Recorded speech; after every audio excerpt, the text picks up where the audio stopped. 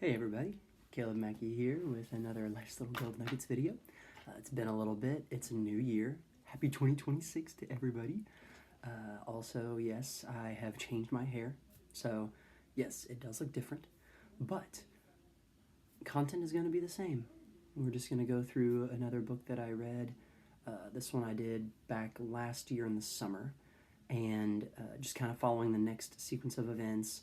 I've done recently like Thomas Jefferson and had done some others, but this one is going to be about John Marshall, kind of one of the founding fathers of the Supreme Court. That becomes a part of the third branch of the checks and balances system, the legislative, executive, and judicial.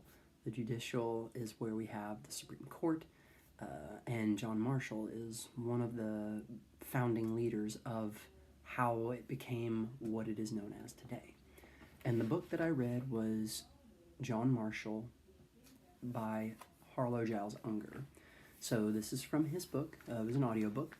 And so I'm just going to share a few things that I noticed that from a therapist standpoint I thought was pretty cool and thought could be applicable. So, of course, it does very much like most biographies. It covers early life and then throughout experiences that he went through, like he went through the Revolutionary War, served alongside a lot of people like James Monroe, and helped out with Virginia, being a Virginian in the military. But it's more when it focuses on his life starting as becoming a member of the Supreme Court and what that looks like. And it starts off first by when they're creating the Constitution. And he first notices that a lot of people are disagreeing. They're agreeing in different ways and agreeing on certain things. But he says it like this: everything has been mixed. We have been united in some respects, separate in others. We have acted as one people for some purposes, as distinct societies for others, separate in others. And to me, it just reminds me about how complex situations are, plus how complex trying to create solutions and things that will help different people in different regions. You usually think when it comes to history of the North that was focused on more manufacturing and other things that also led to eventually like abolition of slavery in those states, compared to the South where it was more focused on slave labor, more agricultural. So there were a lot of different needs for these different guys. And so trying to create a government that's going to try to support both viewpoints, obviously you're going to have a lot of differences. And I even see this as a therapist working with people that, whether they're married as a couple or they're together as a family, it feels like this sometimes, that it's like if somebody wants something, it doesn't always just immediately get agreed upon by all the other members of the household. Sometimes they do agree in some ways on some things. In some ways they act very distinct, like Marshall said, of like as distinct societies in others, and then separate in others. So know that differences are always going to be there. Know that it's okay, and then how you work with it is also just as important, if not, I think, more important.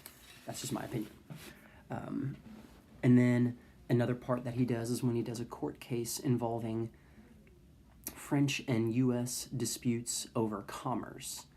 And as he was trying to listen to what was going on and to figure out what America should do, it basically came to him saying, like many cases before the Supreme Court, both sides had valid arguments with no absolute right or wrong, and almost infinite number of arguments and possible settlements. This I very much view a lot of times in my idea as a therapist. Very rarely has something ever happened where the answer or the solution of it is so clear that it's just a straight shot, one and done answer. A lot of times there is no absolute right or wrong, and there's an almost infinite number of arguments and possible settlements of a conflict, with whether within an individual, whether between a couple, between a family, between friends, between a boss and an employee, just so many different things, and very rarely is there a one and done right answer. Now, sometimes there are, and sometimes it's things like, I need to get a new job, I don't want to work there anymore. Okay, that's pretty cut and clear. But a lot of times it's, I feel like I'm not being taken seriously there. Okay, well, there are plenty of ways that you can try to figure that out, or to try to make yourself become more taken seriously. It just depends.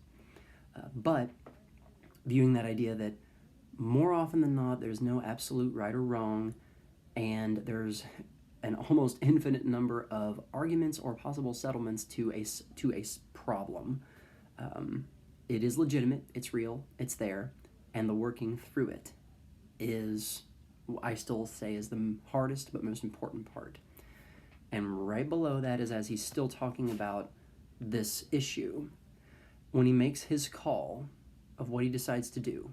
I did not actually record what the decision was, but I recorded what the author said about it. In the end, each side won some and lost some.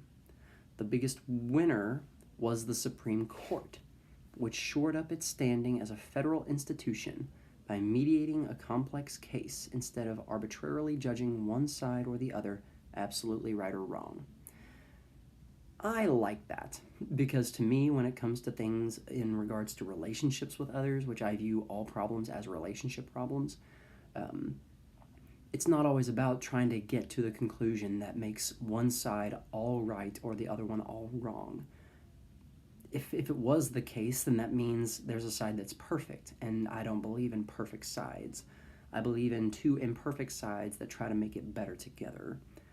And when it comes to working with couples or families or people that have two different viewpoints, this sounds very similar to what I try to say about with a couple, that the winner becomes the couple, not either individual.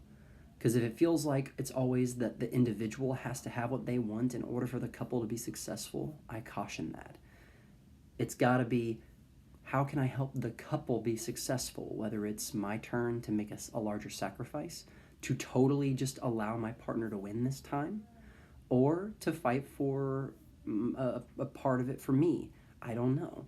But hopefully the goal is that neither side walks away feeling like it was absolutely right or wrong that they did this, but that the winner becomes, kind of like the Supreme Court, that the couple or the larger entity becomes the winner.